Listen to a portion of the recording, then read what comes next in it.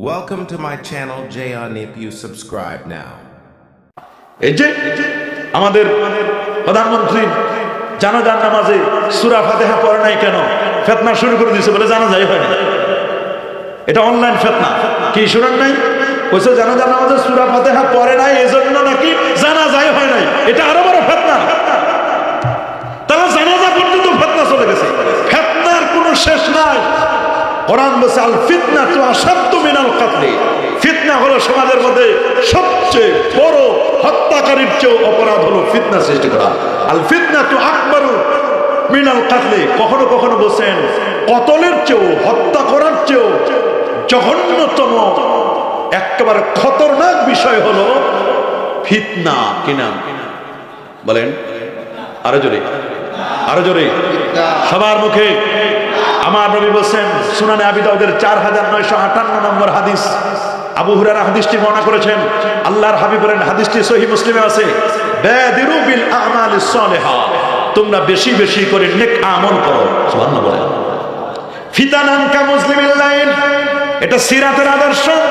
রাসূল বলতেছেন শোনো, তোমরা বেশি বেশি করে নেক আমল করো, কারণ তোমাদের কাছে ফিতনা ধেয়ে আসতেছে। ফিতানান কা মুসলিমিল লাইল, অন্ধকার রাতের মতো ফিতনার চাদর দিকে তোমাদেরকে ঢেকে বসবে, তোমাদেরকে পেয়ে বসবে। ফিতনা আর ফিতনা, এমন ফিতনা হবে।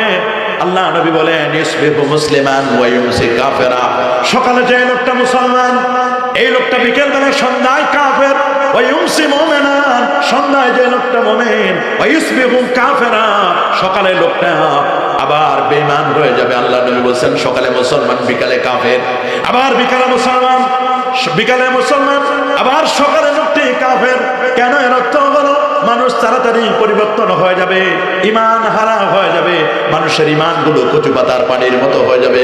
ইমানের মধ্যে ইস্তেকামাত থাকবে না। ইমানের মধ্যে যদি ইস্তেকামাত না থাকে, ওই ইমান বেশিক্ষণ টিকে না।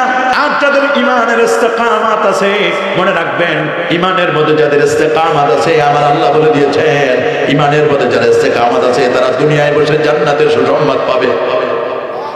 আল্লাহ রাব্বুল আলামিন বলেন ইন্নাল্লাযীনা ক্বালু রাব্বুনাল্লাহ সুম্মা ইসতাকামু তাতানাজ্জালু আলাইহিমুল মালায়েকা আল্লা তাখাফু ওয়া লা তাহজানু ওয়া আবশিরু বিল জান্নাহ। আল্লাহু আকবার।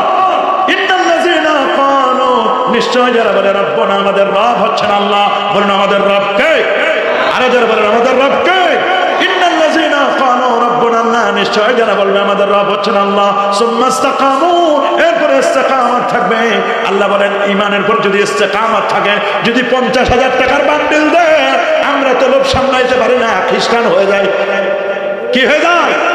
পার্বত্য অঞ্চলগুলোতে খ্রিস্টান হয়ে যাচ্ছে, রংপুর বিভাগ, কুড়িগ্রাম, ওই অঞ্চলগুলোতে অল্প টাকার বিনিময়ে মানুষ খ্রিস্টান হয়ে যাচ্ছে। আমার রাসূল বলেন তুমি যদি ইমানের উপর অবিচল থাকতে পারো, ওয়াইন কুতিলতা ওয়াইন হুরনাতা, যদি তোমাকে টকবগে তৈলের মধ্যে, গরম তৈলের মধ্যে ফেলে দেয়, তবুও তুমি ইমান হারা হবে না। যদি তোমাকে হত্যাও করা হয়, পুড়িয়ে ফেলা হয়, ফাঁসির কাস্টে ঝুলানো হয়, তবুও তুমি ইমান হারা হবে না। এইরকম ইমানের উপর যদি মজবুতি থাকতে পারো, তাতানাজ্জালু আলাইহিমুল মালায়েকা, তোমার ইন্তেকালের সময় একজন ফেরেশতা আসবে, তোমাকে অভয় বানিয়ে দিবে। আল্লাহ তাখাফু, টেনশন করো না, ভয় নাই। ওয়ালা তাহজানু, চিন্তা নাই, ভয় নাই, চিন্তা নাই। ওয়া আবশিরু বিল জান্নাহ, ফেরেশতা আপনাকে দুনিয়ায় বসে জান্নাতের সুসংবাদ দিবে।